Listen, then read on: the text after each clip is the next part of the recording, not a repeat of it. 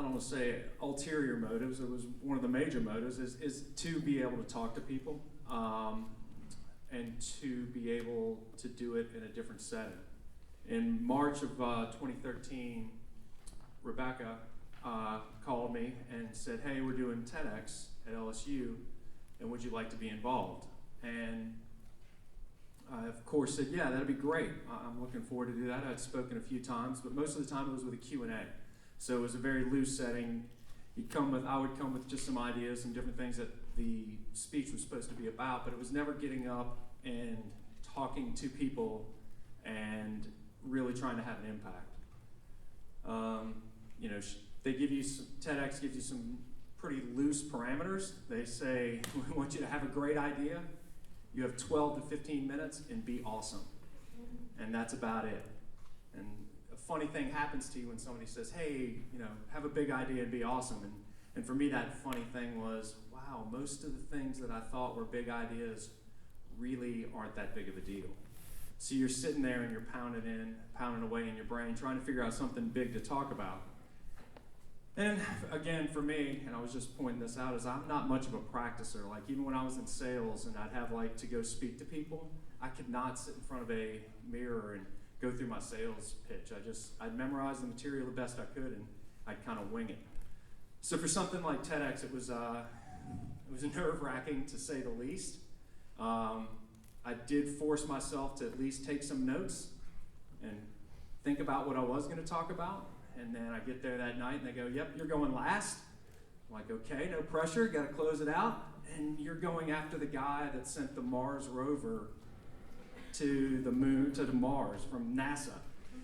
It's like, okay, he's got more letters after his name than I have in my whole name. And I don't really have a PhD in anything, so we'll see how it goes.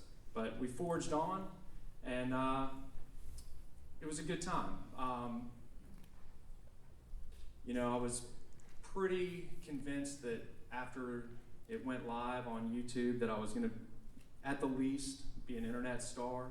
At the most, I was probably going to be recruited to be a writer for the president or something like that. And interestingly, it takes TEDx about, they say a couple of days. I think it was 23 days, I wasn't counting, for them to get the information up. And gave me a lot of time to prepare for my future speech writing careers and internet stardom and pick out all my outfits and everything and all the things I was going to do.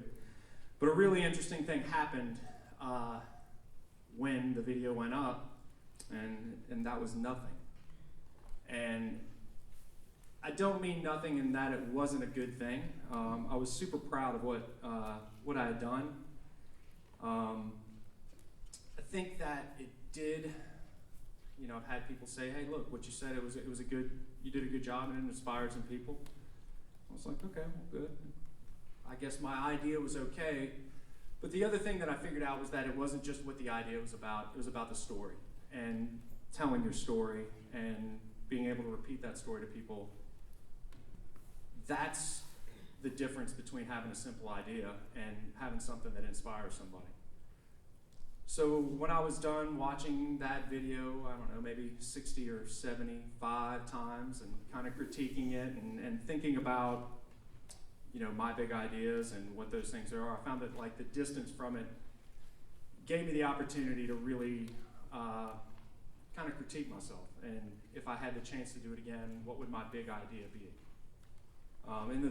About the 3 years since, one of the things I did realize is that I have a talent in speaking that was probably not out there by anybody else in the world. I can be really simple, I can be very frank about things, and then if that doesn't work, I use blunt force trauma, and I just keep telling you the same thing over and over and over again. So again, it may not be the greatest talent from a big idea standpoint, but that's what I found I was good at. So going into this opportunity, I thought, what's the difference in the 3 years since I spoke at TEDx and today? And the last 3 years have been really, really good for me. I did quit my quote-unquote day job of selling shoes and opened another restaurant. The races that we put on have grown and become more successful. We have a really whip-ass team of people that work for us and with us that believe in the things that we believe in and go out and execute those events and work in the restaurants, and if nothing else, just spread the message of what I feel Fresh Junkie and what our brands are about. And that's a great thing. But if I'm really honest and I sit down and I look at the last 3 years, I think that we're about hitting on 80%. And while I'm not an A student, that's still like a C+. And I think we're better than C+.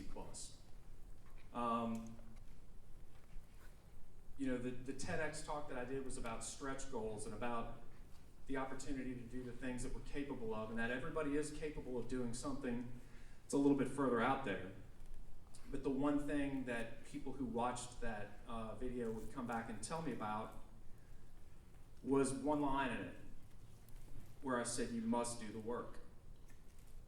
And as I've been kind of going back through the past 3 years and had this opportunity to talk to y'all, that doing the work is the thing that keeps coming back to me.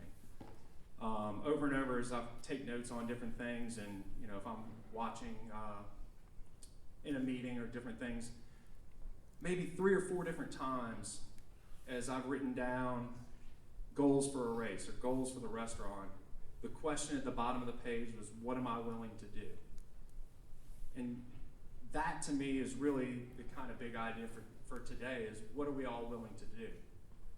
As a business owner or as a leader or as a friend, am I willing to get up at an ungodly hour to go out and put on a race for people? Am I willing to question the status quo on how things are supposed to be doing in a traditional sense and trying to find a different way to do that? Am I willing to also, at the same time, say, you know what, the traditional way was right, I was wrong. Am I willing to go back and do it that way? Am I willing to put myself behind my teammates, behind the people that are working for me, or maybe put myself last to achieve those things?